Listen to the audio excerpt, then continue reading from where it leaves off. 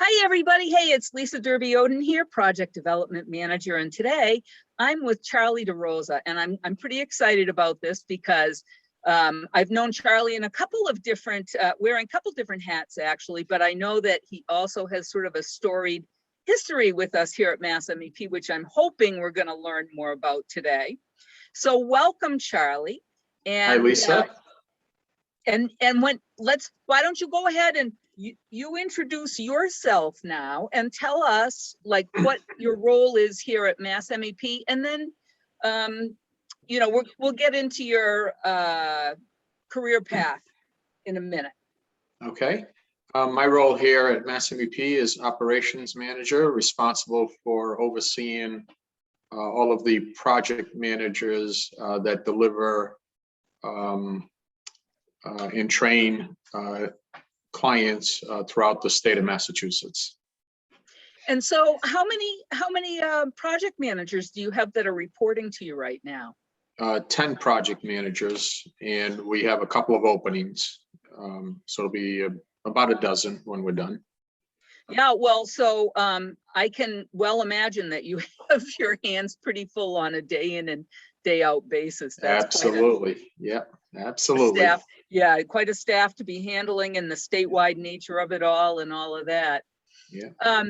So maybe you can tell us a little bit more about your background. I know you're really well qualified and suited for the role that you have with us. So if you could share some of that with us, how you got back to MassMEP at this point and what you've done previously. Okay. So I've been in manufacturing my entire career. I started with a company in Pawtucket, Rhode Island, Hope Webbing, back in the late 70s. I did most of my education evenings. I have an engineering degree, a plant management degree program, and then many others over the years, but I was plant superintendent by the age of 21. My first real supervisory job was when I was 18 with 40 employees, and worked my way up to plant superintendent by age 21, and then been in positions similar to that my entire career, director of operations, VP of operations, running multiple plants, until I joined MassMEP in 2005, and worked with MassMEP until 2010. Yep. Then worked for, at the time it was one of our clients. For the past 11 years, I was with them until John Killam reached out to me. We had some conversations.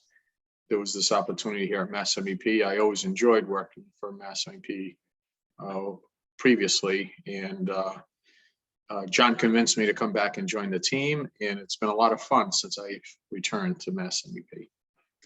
You know, I'm thinking, listening to your history and that strong start that you had way back from a very early age, and the level of responsibilities that you took on from such an early age, that coming back here, like you're talking about it being a lot of fun. I can see why you say that, because those are big jobs. I'm kind of blown away, Charlie. I didn't know that part of your history. And yeah, at age 21, I had 300 people reporting to me. Yeah. So, and it's been similar positions throughout my career. It's always been in management, high level management positions.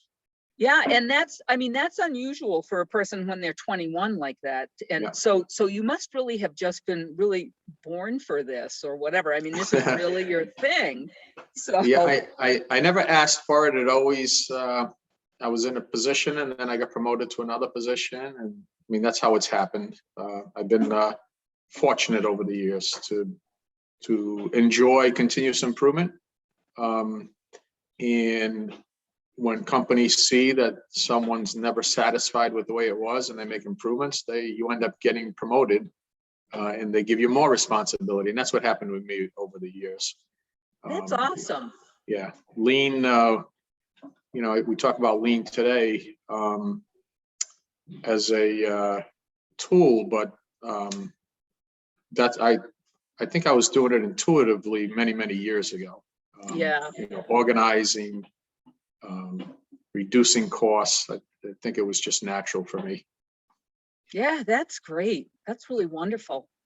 All right. Well, so with that kind of a background and the richness of experience that you have and that kind of thing, can you tell us what is your thing that you love the most about work, or your passion, or the thing that lights your fire about your job?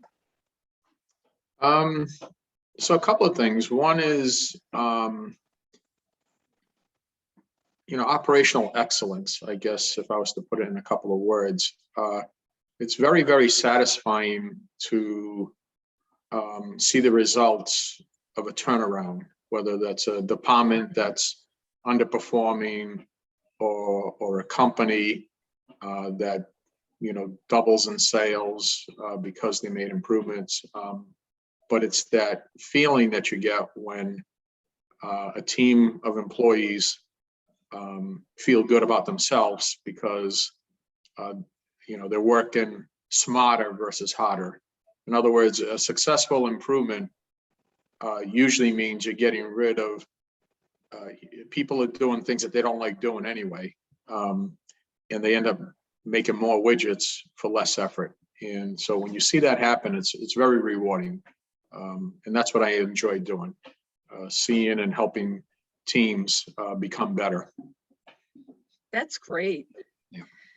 So how about when you're not at work? Like, what do you like to do? What are your hobbies, or, you know, how do you like to spend your spare time?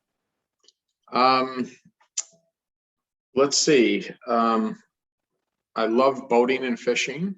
I have a small boat that I live near Narragansett Bay, 10 minutes away, so it's easy to get in and out. I enjoy landscaping around the property. I like tinkering around. I have an invention patent that I have.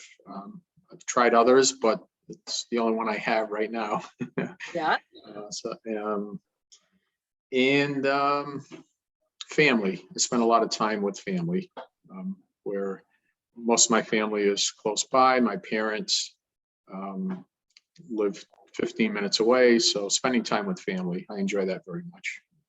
You know what? That's great, Charlie. And like the part about the family too, and that they live pretty close by. Not everybody has that anymore. You know, that's Right, something right. from the days gone by. That's what I was trying to say. So to have family close is really wonderful. I know my family is close around. It's something I treasure as well. Yeah, okay, go ahead. No, I was just going to say, I have 3 sisters and a brother. My brother lives in North Carolina, but we, you know, he calls in every Sunday, you know, at the family gathering at my mom and dad's house. And my 3 sisters all live within 10 minutes of my parents. So no one flew too far away from the nest. Yeah. That's great. I can totally appreciate that. Yeah. Okay, well, so we're going to get ready to wrap things up here. And what we usually do with that is we ask you to tell us 3 things about yourself, 2 that are true, and that is 1 that's made up. And we're going to guess at the made up one offline. Okay. Let's see. 3 things. 2 are true and 1 is made up. Okay. I have 3 grandchildren. I actually do bungee jumping. I participate with some friends that do that. Not too often, but we do it 3-4 times a year. And let's see.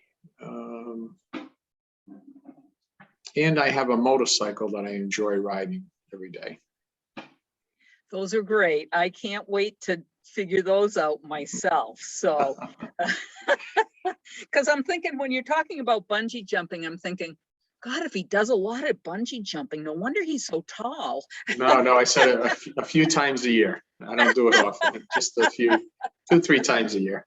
Yeah, yeah.